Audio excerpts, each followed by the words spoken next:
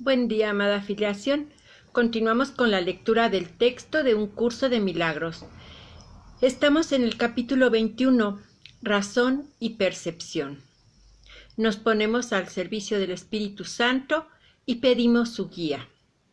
Hoy nos corresponde el subtítulo 7, la última pregunta que queda por contestar. 1. ¿No te das cuenta de que todo tu sufrimiento procede de la extraña creencia de que eres impotente? Ser impotente es el precio del pecado. La impotencia es la condición que impone el pecado, el requisito que exige para que se pueda creer en él. Solo los impotentes podrían creer en el pecado. La enormidad no tiene atractivo, excepto para los insignificantes, y solo los que primero creen ser insignificantes podrían sentirse atraídos por ella. Traicionar al Hijo de Dios es la defensa de los que no se identifican con Él. Y tú, o estás de su parte o contra Él, o lo amas o lo atacas, o proteges su unidad o lo consideras fragmentado y destruido como consecuencia de tu ataque. 2. Nadie cree que el Hijo de Dios sea impotente, y aquellos que se ven a sí mismos como impotentes deben creer que no son el Hijo de Dios. ¿Qué podrían ser entonces sino su enemigo? ¿Y qué podrían hacer sino envidiarle su poder y como consecuencia de su envidia volverse temerosos de dicho poder? Estos son los siniestros, los silenciosos y atemorizados, los que se encuentran solos e incomunicados, y los que temerosos de que el poder del Hijo de Dios los aniquile de un golpe, levantan su impotencia contra él. Se unen al ejército de los impotentes para liberar su guerra de venganza, amargura y rencor contra él, a fin de que él se vuelva uno con ellos. Y puesto que no saben que son uno con él, no saben a quién odian. Son en verdad un ejército lamentable, cada uno de ellos tan capaz de atacar a su hermano o volverse contra sí mismo, como de recordar que una vez todos creyeron tener una causa común. 3. Los siniestros dan la impresión de estar frenéticos, de ser vociferantes y fuertes, mas no saben quién es su enemigo, sino solo que lo odian. El odio los ha congregado, pero ellos no se han unido entre sí, pues si lo hubieran hecho, no serían capaces de abrigar odio. El ejército de los impotentes se desbanda en presencia de la fortaleza. Los que son fuertes son incapaces de traicionar porque no tienen necesidad de tener sueños de poder ni exteriorizarlos. ¿De qué manera puede actuar un ejército en sueños? De cualquier manera. Podría vérsele atacando a cualquiera con cualquier cosa. Los sueños son completamente irracionales. En ellos, una flor se puede convertir en una lanza envenenada, un niño en un gigante y un ratón puede rugir como un león. Y con la misma facilidad, el amor puede trocarse en odio. Esto no es un ejército, sino una caza de locos. Lo que parece ser un ataque concertado no es más que un pandemonium. 4. El ejército de los impotentes es en verdad débil. No tiene armas ni enemigo. Puede ciertamente invadir el mundo y buscar un enemigo, pero jamás podrá encontrar lo que no existe. Puede ciertamente soñar que encontró un enemigo, pero éste cambia incluso mientras lo está atacando, de modo que corre de inmediato a buscarse otro, y nunca consigue cantar victoria, y a medida que corre se vuelve contra sí mismo, pensando que tuvo un pequeño atisbo del gran enemigo. que siempre elude su ataque asesino convirtiéndose en alguna otra cosa. Cuán traicionero parece ser ese enemigo, que cambia tanto que ni siquiera es posible reconocerlo. 5. El odio, no obstante, tiene que tener un blanco. No se puede tener fe en el pecado sin un enemigo. ¿Quién que crea en el pecado podría atreverse a creer que no tiene enemigos? ¿Podría admitir que nadie lo hizo sentirse impotente? La razón seguramente le diría que dejase de buscar lo que no puede ser hallado. Sin embargo, tiene primero que estar dispuesto a percibir un mundo donde no hay enemigos. No es necesario que entienda cómo sería posible que él pudiese ver un mundo así. Ni siquiera debería tratar de entenderlo, pues si pone su atención en lo que no puede entender, no hará sino agudizar su sensación de impotencia y dejar que el pecado le diga que su enemigo debe ser él mismo. Pero deja que se haga a sí mismo las siguientes preguntas, con respecto a las cuales tiene que tomar una decisión para que esto se lleve a cabo por él. ¿Deseo un mundo en el que gobierno yo en lugar de uno que me gobierna a mí? ¿Deseo un mundo en el que soy poderoso en lugar de uno en el que soy impotente? ¿Deseo un mundo en el que no tengo enemigos y no puedo pecar? ¿Deseo ver aquello que negué porque es la verdad? 6. Tal vez ya hayas contestado las 3 primeras preguntas, pero todavía no has contestado la última. Mas la razón te aseguraría que todas ellas son la misma. Dijimos que en este año se haría hincapié en la igualdad de las cosas que son iguales.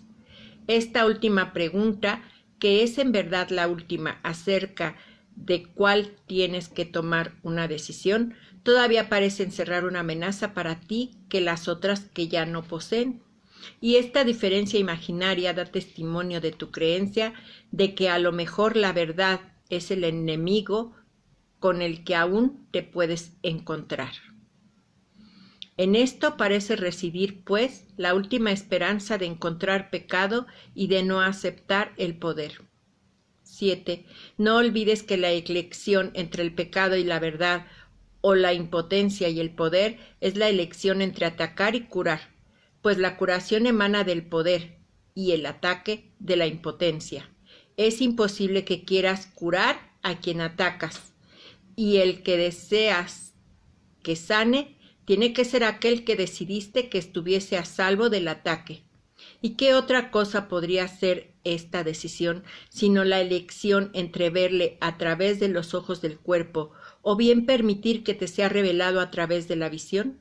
La manera en que esta decisión da lugar a sus efectos no es tu problema, pero tú decides lo que quieres ver. Este es un curso acerca de causas, no de efectos. 8. Considera detenidamente qué respuesta vas a dar a esta última pregunta que todavía no has contestado, y deja que la razón te diga que debe ser contestada y que su contestación reside en las otras 3.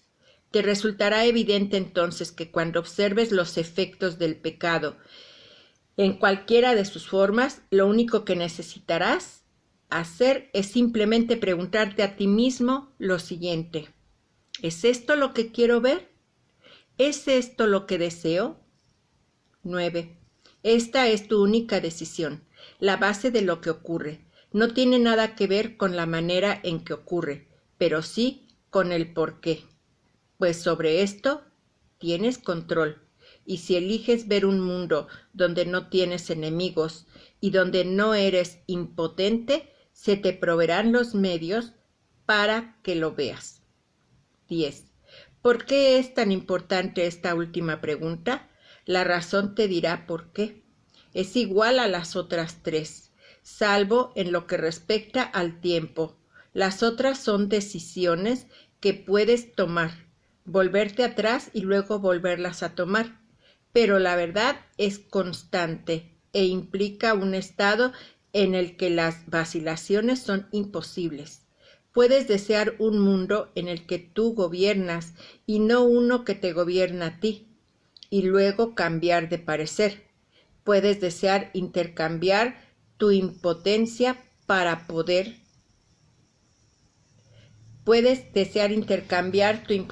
por poder, y luego perder ese deseo cuando un ligero destello de pecado te atrae, y puedes desear ver un mundo incapaz de pecar, y sin embargo permitir que un enemigo te tiente a usar los ojos del cuerpo y a cambiar de parecer.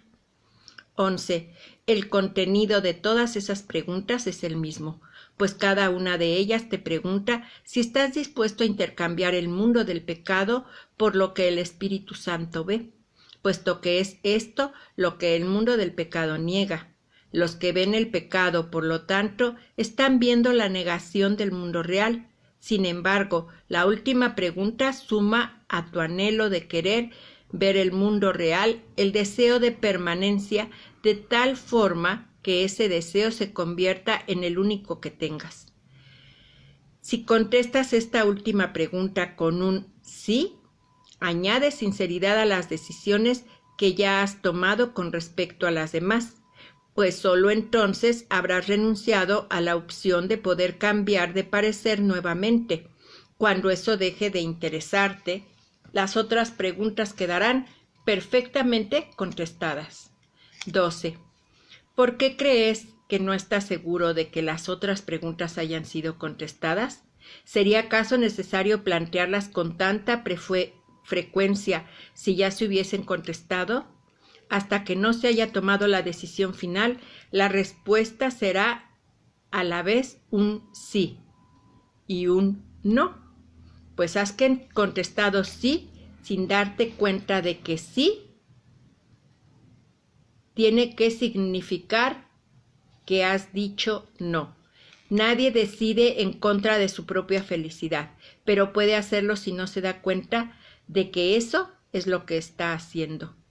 Y si él ve que su felicidad como algo, su felicidad como algo que cambia constantemente, es decir, ahora es esto, luego otra cosa, y más tarde una sombra elusiva que no está vinculada a nada, no podrá sino decidir en contra de ella. 13. La felicidad elusiva, la que cambia de forma según el tiempo o el lugar, es una ilusión que no significa nada. La felicidad tiene que ser constante, porque se alcanza mediante el abandono del deseo, de lo que no es constante. La dicha no se puede percibir excepto a través de una visión constante. Y la visión constante solo se les concede a aquellos que desean la constancia. El poder del deseo del Hijo de Dios sigue siendo la prueba de que todo aquel que se considera a sí mismo impotente está equivocado. Desea lo que quieres, y eso será lo que contemplarás, y creerás que es real. No hay un solo pensamiento que esté desprovisto del poder de liberar o de matar, ni ninguno que pueda abandonar la mente del pensador o dejar de tener efectos sobre él. Capítulo 21, Razón y Percepción, subtítulo 7, la última pregunta que queda por contestar. Muchas gracias por escuchar estas lecturas. El amor, la dicha y la paz son en ti, en mí y en el mundo entero. Y hoy es un gran día para dar y recibir milagros. Muchas gracias, bendiciones para todos y un abrazo.